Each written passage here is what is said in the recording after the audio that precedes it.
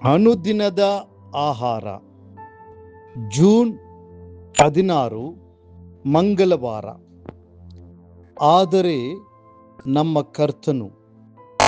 ಮತ್ತಾಯನು ಬರೆದ ಸುವಾರ್ತೆ 26ನೇ ಅಧ್ಯಾಯ 62-63 ವಚನಗಳು. ಆಗ ಮಹಾಯಾಜಕನು ಎದ್ದು ನಿಂತು, ನೀನೇನು ಹೇಳುವುದಿಲ್ಲವೋ? ಇವರು ನಿನ್ನ ಮೇಲೆ ಹೇಳುವ ಈ ಸಾಕ್ಷಿ ಏನು ಎಂದು ಆತನನ್ನು ಕೇಳಿದನು. ಆದರೆ ಯೇಸು ಸುಮ್ಮನಿದ್ದರು. ಇಲ್ಲಿ ಕರ್ತನಾದ ಯೇಸು ಮೌನವನ್ನೇ ತನ್ನ ಉತ್ತರವನ್ನಾಗಿ ನೀಡುವುದನ್ನು ನಾವು ನೋಡುತ್ತೇವೆ. ಅನೇಕರು ಎದ್ದು ಆತನಿಗೆ ವಿರೋಧವಾಗಿ ಸುಳ್ಳು ಸಾಕ್ಷಿ ನುಡಿದರು. ಆದರೂ ಯೇಸು ಮಹಾಯಾಜಕನ ಮುಂದೆ ನಿಂತಾಗ ತನ್ನ ಸ್ವಂತ ನೀತಿಯನ್ನು ಸಮರ್ಥಿಸಿಕೊಳ್ಳಲು ಅಥವಾ ತನ್ನನ್ನು ತಾನು ನಿರ್ದೋಷಿ ಎಂದು ನಿರೂಪಿಸಿಕೊಳ್ಳಲು ಪ್ರಯತ್ನಿಸಲಿಲ್ಲ. ಆತನು ಮೌನವಾಗಿಯೇ ಇದ್ದನು. ನಮ್ಮ ಸತ್ಯವೇದವು ತಿಳಿಸುತ್ತದೆ, ಸುಮ್ಮನಿರುವ ಸಮಯ ಮಾತಾಡುವ ಸಮಯ.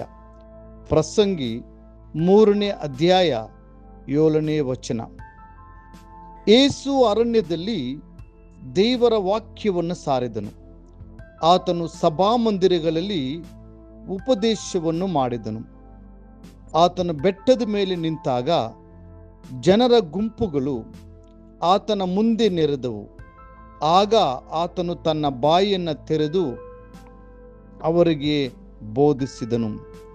ಆದರೆ ವ್ಯಭಿಚಾರದಲ್ಲಿ ಸಿಕ್ಕಿಬಿದ್ದ ಸ್ತ್ರೀಯನ್ನು ಆತನ ಮುಂದೆ ತಂದು ಆಕೆಯ ಮೇಲೆ ಅನೇಕ ಆಪಾದನೆಗಳನ್ನು ಹೊರಿಸಿದಾಗ ಯೇಸು ಶಾಂತವಾಗಿ ಕೆಳಗೆ ಬಾಗಿ ನೆಲದ ಮೇಲೆ ಬರೆದನು. ಅವರು ಆತನನ್ನು ಪ್ರಶ್ನಿಸುತ್ತಲೇ ಇದ್ದಾಗ ಆತನು, ನಿಮ್ಮಲ್ಲಿ ಪಾಪವಿಲ್ಲದವನು ಯಾರೋ ಅವನೇ ಮೊದಲು ಆಕೆಯ ಮೇಲೆ ಕಲ್ಲನ್ನು ಹಾಕಲಿ ಎಂದು ಹೇಳಿದನು. ಯೋಹಾನ 8:7ನೇ ವಚನ. ನಂತರ ಆತನು ಮತ್ತೆ ಮೌನವಾದನು. ಕಲ್ಲೆಸೆಯಲು ಬಂದವರು ಸುಮ್ಮನೆ ಹೊರಟು ಹೋದರು. ಕೆಲವೊಮ್ಮೆ ಮೌನವೇ ಒಂದು ಪ್ರಬಲವಾದ ಆಯುಧವಾಗುತ್ತದೆ. ಮೌನದ ಮೂಲಕವೇ ಶ್ರೇಷ್ಠ ಕಾರ್ಯಗಳನ್ನು ಸಾಧಿಸಿದ ಜನರಿದ್ದಾರೆ. ಪ್ರಸಿದ್ಧರಾದ ಥಾಮಸ್ ಕೆಂಪಿಸ್ ಅವರು ದಿ ಇಮಿಟೇಷನ್ ಆಫ್ ಕ್ರೈಸ್ಟ್, ಕ್ರಿಸ್ತನ ಅನುಕರಣೆ ಪುಸ್ತಕದಲ್ಲಿ ಪೀಠಿಕೆಯಲ್ಲಿ ಹೀಗೆ ಬರೆದಿದ್ದಾರೆ: ಮೌನವು ನನ್ನ ಸ್ನೇಹಿತ, ಪ್ರಾರ್ಥನೆಯು ನನ್ನ ಸಂಗಾತಿ. ಮತ್ತೊಬ್ಬ ದೈವ ಭಕ್ತನು ಹೀಗೆ ಹೇಳಿದ್ದಾನೆ: ಜನರೊಂದಿಗಿನ ನಿಮ್ಮ ಸಂಭಾಷಣೆಯನ್ನು ಕಡಿಮೆ ಮಾಡಿರಿ, ದೇವರೊಂದಿಗಿನ ನಿಮ್ಮ ಸಂಭಾಷಣೆಯನ್ನು ಹೆಚ್ಚಿಸಿಕೊಳ್ಳಿರಿ. ಅರಸನಾದ ದಾವೀದನು ಏನನ್ನು ಅನುಭವಿಸಿದನು ಎಂದು ನಿಮಗೆ ಗೊತ್ತೇ? ನನ್ನ ನಾಲಿಗೆ ಪಾಪಕ್ಕೆ ಹೋಗದಂತೆ ಜಾಗರೂಕನಾಗಿರುವೆನು. ದುಷ್ಟನು ನನ್ನ ಮುಂದೆ ಇರುವಾಗ ಬಾಯಿಗೆ ಕುಕ್ಕೆ ಹಾಕಿಕೊಂಡಿರುವೆನು ಅಂದುಕೊಂಡೆನು. ನಾನು ಮೌನವಾಗಿದ್ದೆನು, ಒಳ್ಳೆಯದನ್ನಾದರೂ ಆಡದೆ ಸುಮ್ಮನಿದ್ದೆನು. ಆದರೆ ನನ್ನ ಸಂಕಟವು ಹೆಚ್ಚಿತು. ಕೀರ್ತನೆ 39:1-2 ವಾಕ್ಯಗಳು. ಇದರ ಫಲಿತಾಂಶವೇನಾಯಿತು?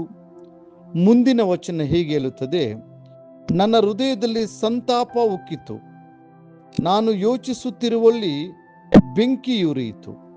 ಆಗ ನಾನು ಬಾಯಿ ಬಿಟ್ಟು ನಾಲಿಗೆಯಿಂದ ಮಾತನಾಡಿದೆನು.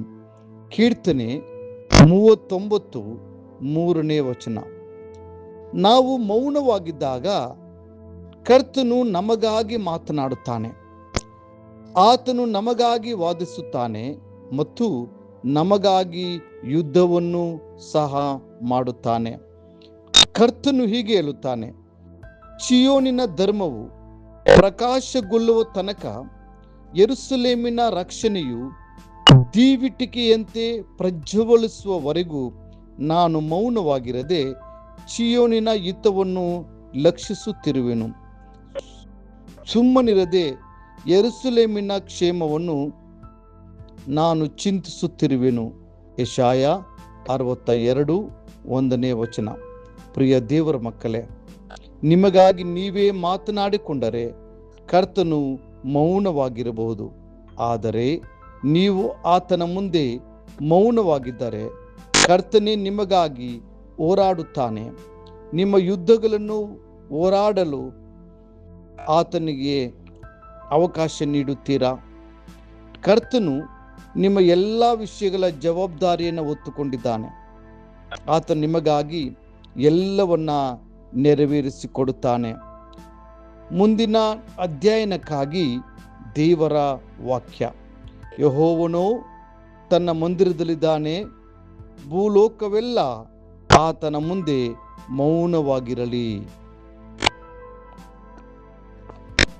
ಹಬಕ್ಕೂಕನು 2:20. ಈ ದಿನ ಓದುವ ದೇವರ ವಾಕ್ಯ. ಮುಂಜಾನೆ ನೆಹೆಮೀಯನು 4, 5, 6 ಅಧ್ಯಾಯಗಳು. ಸಂಜೆ ಅಪೊಸ್ತಲ ಕೃತ್ಯಗಳು 2:22-47 ದೇವರು ನಿಮ್ಮನ್ನು ಆಶೀರ್ವದಿಸಿ ಕಾಯಲಿ.